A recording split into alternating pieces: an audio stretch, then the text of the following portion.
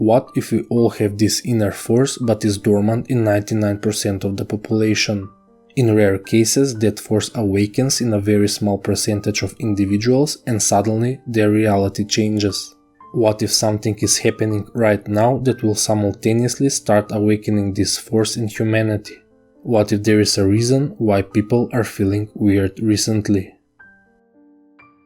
There is a sense of urgency because, people said, well, why now? Well, because it's not on our time scale, not on our timeline. It's not up to us. They're here, whether we want to acknowledge it or not. They're here. Number one, it's not what you think it is. It's not coming from other planets. The evidence doesn't suggest that. Interdimensional. Yes.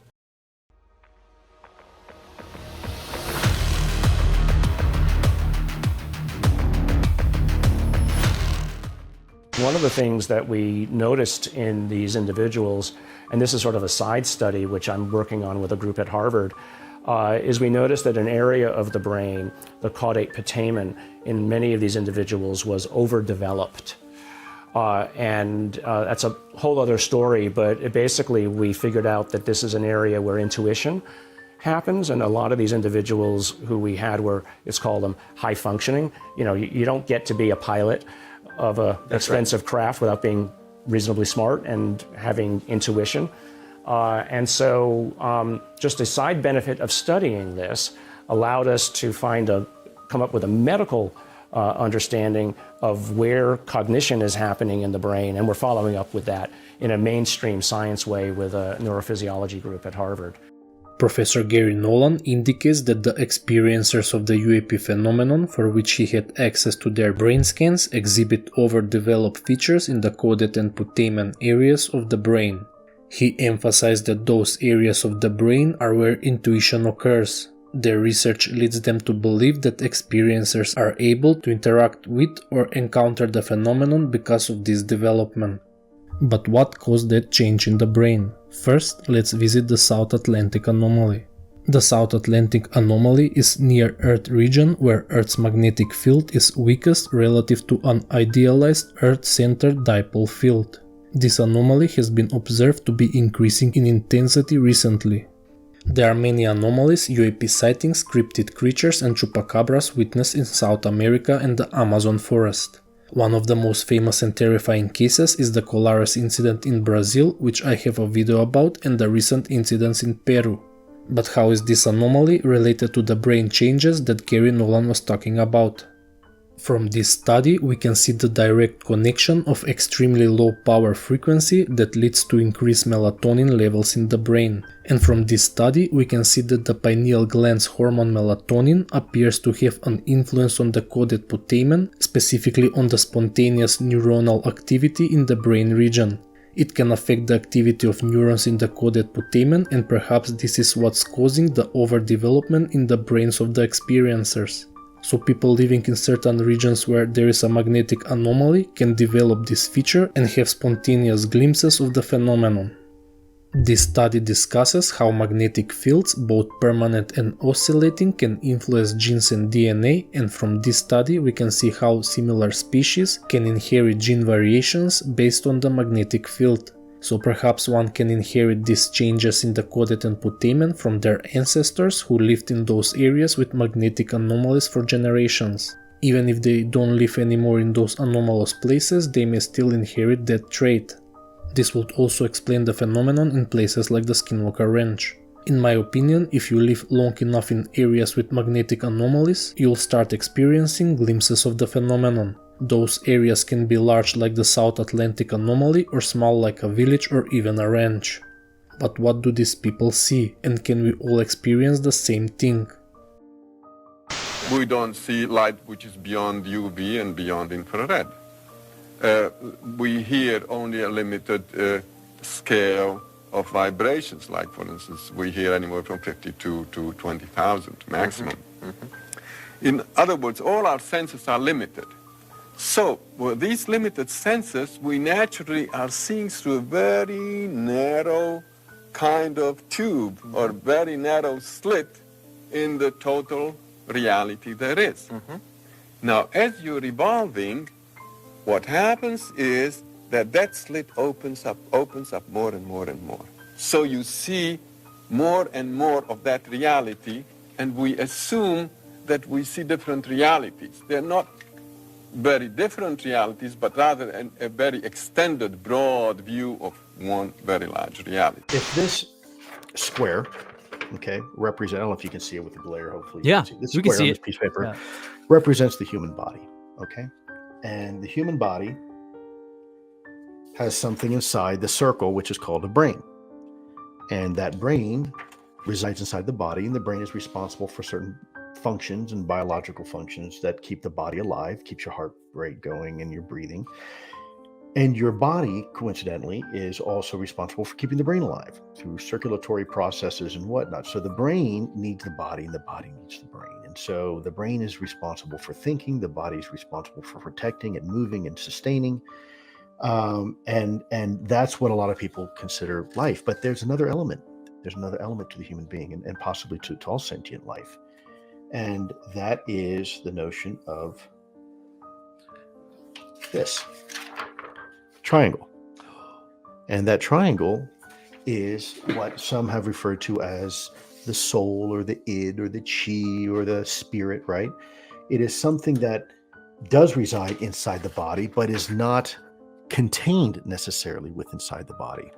And is it possible that consciousness is part of that process, that spirit, that thing that is all encompassing of what a human being really is, the essence, if you will imagine distilling a human being down to its actual essence, and that is what you have left over once the carbon of the body is gone and whatnot, the organics, if you will. What's left behind? And that is the great mystery of the universe, because it is possible to some degree. Some people speculated that's maybe how people can remote view and psychic abilities and all these things that seem to be paranormal, when in reality may have a very perfectly rational explanation. It's just part of a hidden kingdom, but a hidden kingdom to which we're all connected. Everything you see is one band of frequencies. The highest frequency is light, unified mind. The lowest frequency would be blackness, absence of love, absence of whatever. And physical matter is somewhere right in the middle, right? So you have the ability to tune up higher or tune down lower, and behavior and all these things and time, and it all fucking comes together. But what it means also is that your brain is what's called a transducer. You're an antenna. So these are okay experiences. In the negative side, it may certainly open you up to astral planes where there are all sorts of dangerous entities, and you will get scared. You'll lose your sleep. You'll lose your mind. To better understand what is happening, let's examine it from an evolutionary perspective. There may be natural forces at play that will cause a sudden leap in our evolution, which I will discuss later in the video. Now, there is some backthrow. That is, there are some people here in this area, very few people who are still gorilla-like. That is, they are hairy, they beat their chest when they see their neighbors and a few other things. And then we have other people who are here in this corner, very few of them, who are very highly developed, because we say that evolution is now pushing mankind in this direction, away from the gorilla types towards the very highly evolved people. At this point, we're here. What's going to happen maybe 1 million years from now, 500,000 years from now? This curve is going to shift. It's going to shift like this. That is, the bulk of the population will be very, very highly evolved. We have gone away altogether from the gorilla types, no more gorillas.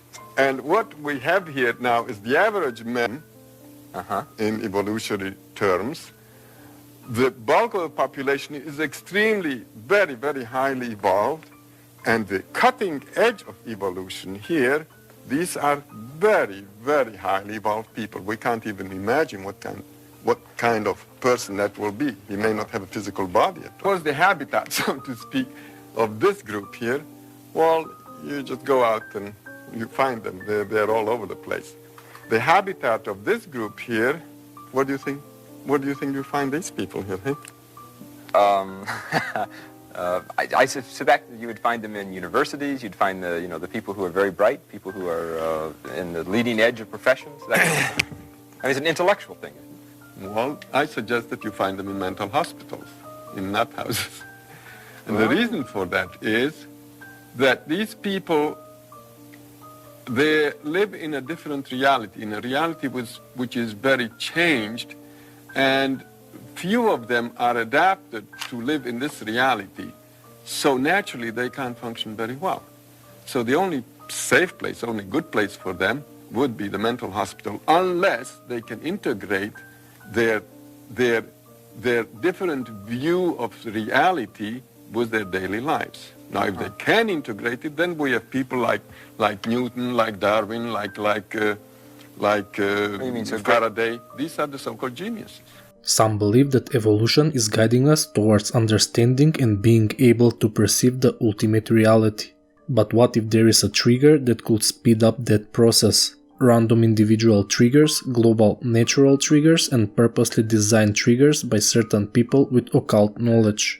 And what if we are approaching a major trigger event? I had an experience in London once that I still don't understand to this day. It was like, I don't know why this always happens at 3 o'clock in the morning. It's hilarious, but for a lot of people.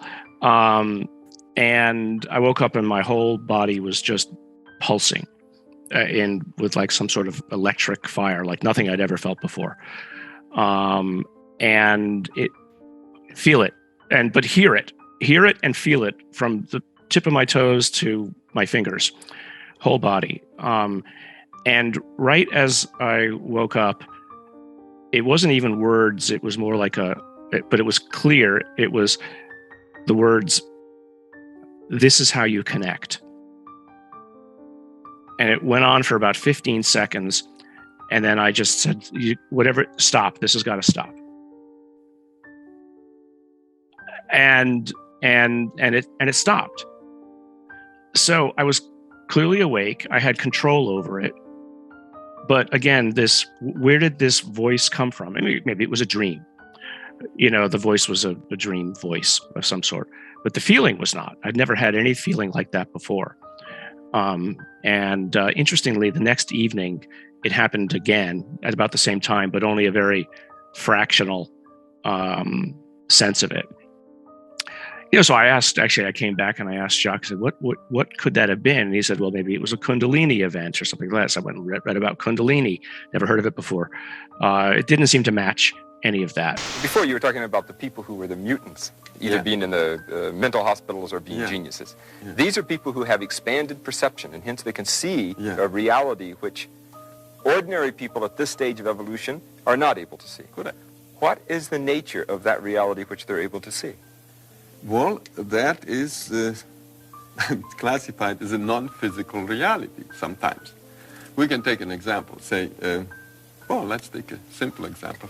The family sitting at dinner table, and say there's a kid, maybe 15 years old, 16 years old, and he looks up and suddenly he says to his mother, "Hey, Ma, look at, there's our dead grandmother is standing in the corner." Mother looks around and says, "No, there's no grandmother there." And she says, "Well, kiddo, there's something wrong with you. You need help."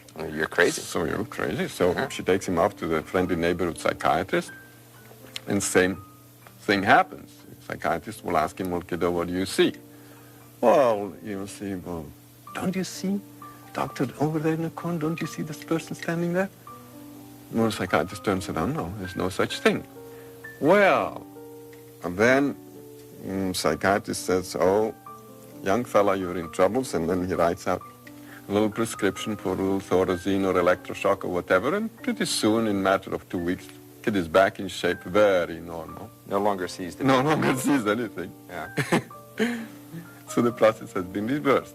This is called a psychotic episode or acute schizophrenic break or whatever it is. And what you would say is that there's a good chance that that kid is seen. Very good chance that the kid has a spontaneous opening of his senses. So that the evolution has been rushed up or hurried up? Yeah.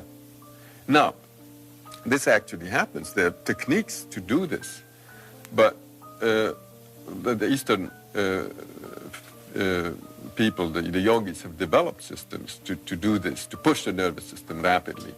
But it happens very often spontaneously without someone trying to do anything about it, and just happens. If it happens unrestricted means out of the blue, it kind of happens. Sometimes once in a while there may be cases somebody have had an accident or something and suddenly that it gets triggered.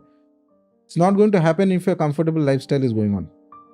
That trigger may be through stress, through pain, through something like that, through intense spiritual practices, or if you are Arjuna in the battlefield, suddenly the realization comes to you that you are going to kill your relatives. You can't do that, so you are running away. So that's a stressful condition of the mind. Okay, so you have to get out of the normal zone. Normal comfort zone has to be lost. So sometimes it may happen in the case of just a sudden accident or something has happened, and in that state, it got triggered automatically once in a while. Okay, I'm not saying it's very common, but happens. So there it will be very difficult to integrate because you don't know what to do with it afterwards. It's very difficult. It's like suddenly portals may open up and suddenly you must start seeing things, etc. Most people will put you straight into a mental asylum. Doctors will put you into medicines. You will not know what to do. And on top of that, if your belief system does not support this, then you are even more screwed. The energy is so powerful that there are cases when it has suddenly happened and the body and the mind is not able to cope with it and people become somewhat semi-crazy. When you say crazy, what happens? Suddenly there's a spurt of energy which they don't know how to place, how to control. They sort of behave in strange ways. And maybe some people might consider them to be possessed when Yes, this is happening. possible. Or mad. They're not actually mad. They're seeing things and hearing things and going with because something has happened in them. So these simultaneous triggers can occur either due to stress or some other factor, which I will elaborate on later. When the inner force awakens, suddenly you can see a different reality around you, one that the majority still can perceive. But what if there is a certain way to awaken this dormant force? Remember, it can be very dangerous if you don't have a proper guidance. And yogis of India, I think, are at the root of many of these. These stories. They're probably the most sophisticated, I would say, of the shamans who have explored consciousness. That in an almost scientific manner. Now, this actually happens. There are techniques to do this, but the Eastern people, the yogis, have developed systems to do this, to push the nervous system rapidly. But it happens very often spontaneously without someone trying to do anything about it, and just happens. The fundamental life force in the existence, we call it Kundalini. Now, within the system, within the human system, if you look at this as a kind of a life package, it's a piece of life. This piece of life is packed in a certain way with layers of this energy. One dimension of energy comes alive immediately because that is necessary for your survival process. The other dimensions of energy will not come alive unless you do something about it, unless you're aware of it and activate it in a certain way. They do not come into existence, they remain dormant. The dormant energy is way bigger than the energy that is in use right now. If you activate this dimension of energy, other dimensions of life will open up. One thing is, are you ready for those dimensions? Kundalini yoga in its essence is the most dangerous form of yoga. I'm saying dangerous because it's the most potent also. What is most potent is always the most dangerous, if improperly handled. Without expert guidance, constant guidance and observation, nobody should ever attempt it. Otherwise, Kundalini yoga can transform the way you are within days. Suddenly you find you are a stranger in your own home within 2 days of practice, because it will change everything about you. So can we raise the Kundalini? Yes, we can. One way is to create a conducive atmosphere so that slowly it rises. The other way is to provoke it in such a way that it raises quickly. If it rises quickly, then everything changes dramatically. If it rises slowly over a period of time, changes will happen slowly, you will be capable of handling these changes over a period of time. But if it happens very quick, then you will not be able to handle the changes. Things will look like things are falling apart. There are 112 ways in which you can take this up. Out of these 114 chakras, there are 7 which we recognize as 7 dimensions. Out of this, 6 are within the body, 1 just outside the physical body. So if you employ these 112 methods, you will handle the 6 chakras.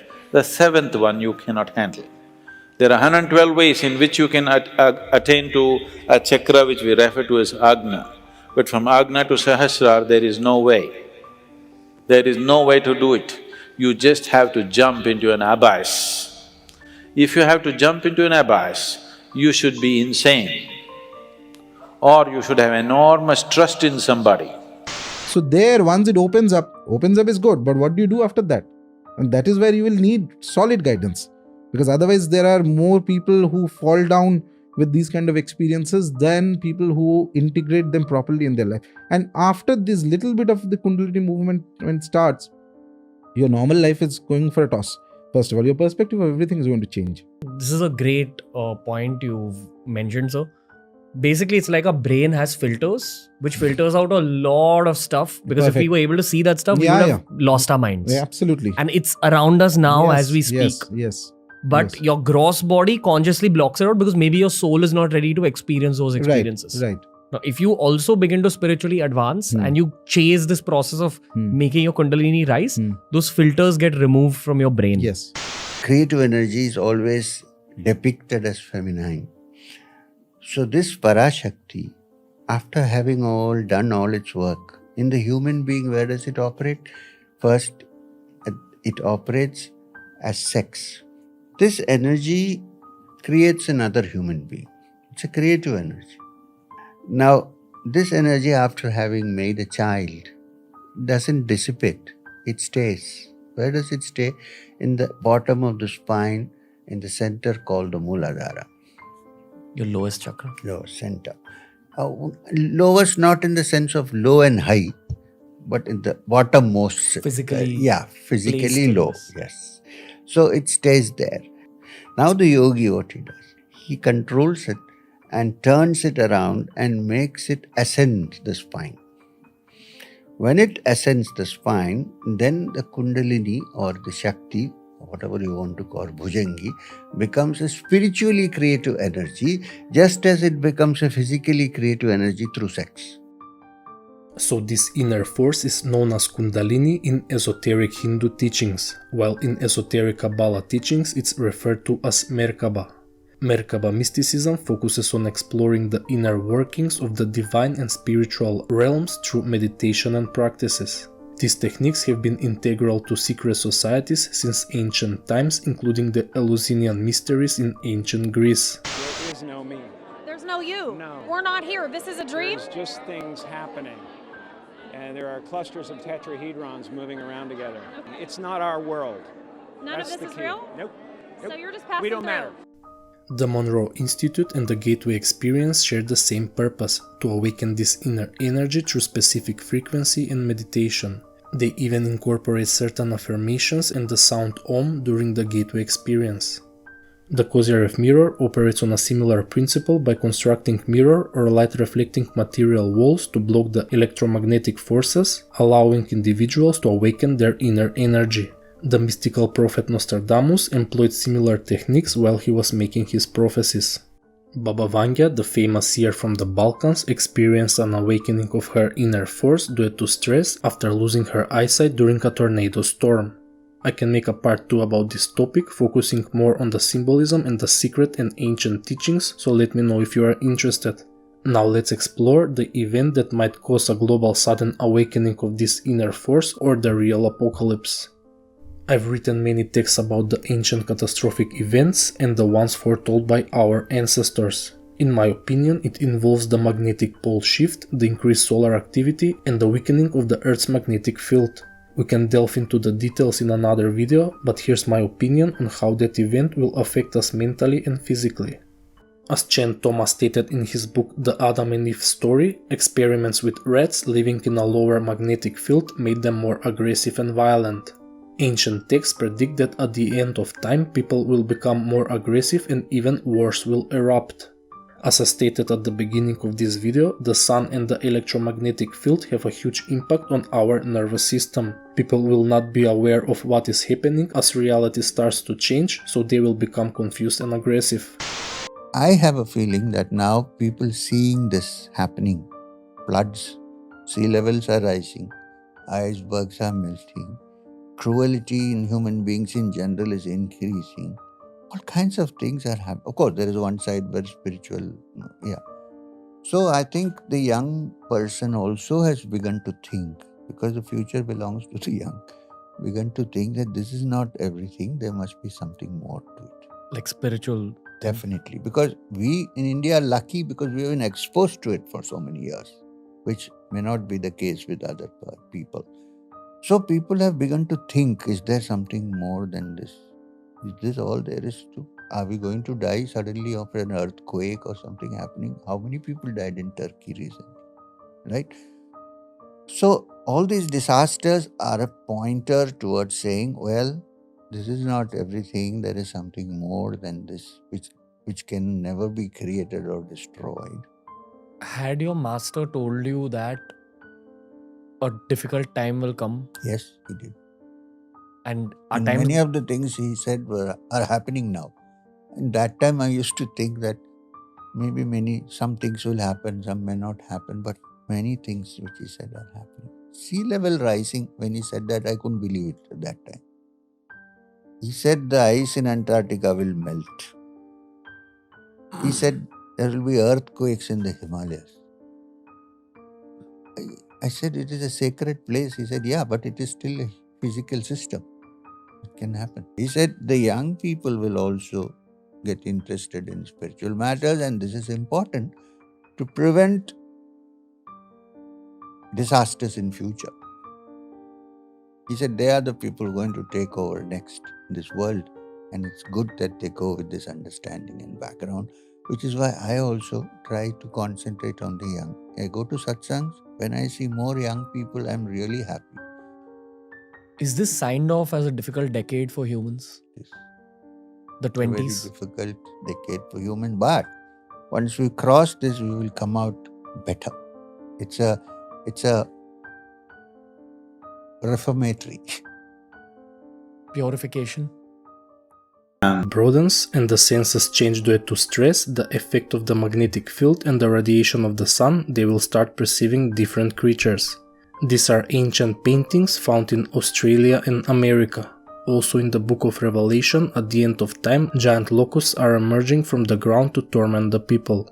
Only a small number of enlightened people will know what is happening, and after the catastrophic events and the Great Flash, humanity might start over, this time as a more evolved species with new senses. It's possible that evolution is triggered and happens suddenly due to extreme events like this study suggests. However, there are certain twists, and this means there are other more evolved beings than us, and some of them might be the Watchers, but this video is already too long. If it receives enough views and at least 2000 likes, I will provide further elaboration on my opinion about this reality. Please consider supporting me on Patreon, as is the only way for this channel to survive. Making these videos consumes a lot of my time, and recently the number of my Patreons has decreased. Also, if you are interested in this topic, please consider subscribing to my channel with notifications on. Thanks for watching and see you in the next video.